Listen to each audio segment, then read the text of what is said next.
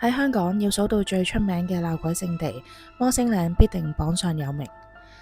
二戰抗日期間，傳聞呢度曾經係英日兩軍血流成河嘅激戰地。日軍投降之後，更加有大量士兵喺呢度集體自殺，導致呢度怨氣極重。加上廣為人知嘅大頭怪嬰曾經埋屍喺呢度，令呢一個人跡罕至嘅地方更加顯得陰森恐怖。某個深夜，一個司機載客上山之後，一個人揸車沿住漆黑嘅摩星嶺徑落山，中途一個中年男子舉手截車。男子上咗車之後一片死寂，無論司機點樣問佢嘅目的地去邊，佢都一言不發。去到山路嘅交界，司機終於忍唔住喺倒後鏡望去後座，剎那間佢全身發冷，竟然透過呢個乘客嘅身體清清楚楚睇到車外面微弱嘅街燈，佢係透明嘅。司機扮返鎮定之後，小心翼翼將車揸去市區入邊。當佢眼角發現後座一個人都冇嘅時候，佢想鬆一口氣。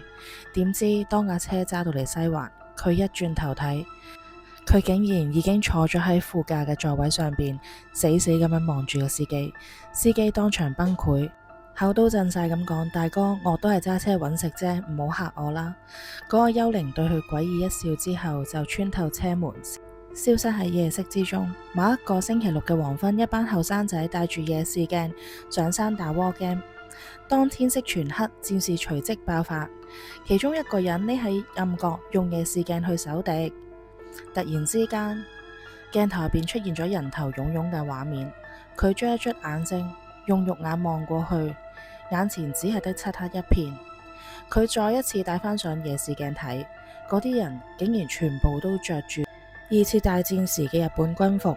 呢個時候，另一邊嘅隊友都發現咗敵軍，好興奮咁樣開槍掃射，啪啪啪，氣槍子彈打過去，所有人瞬間都呆咗。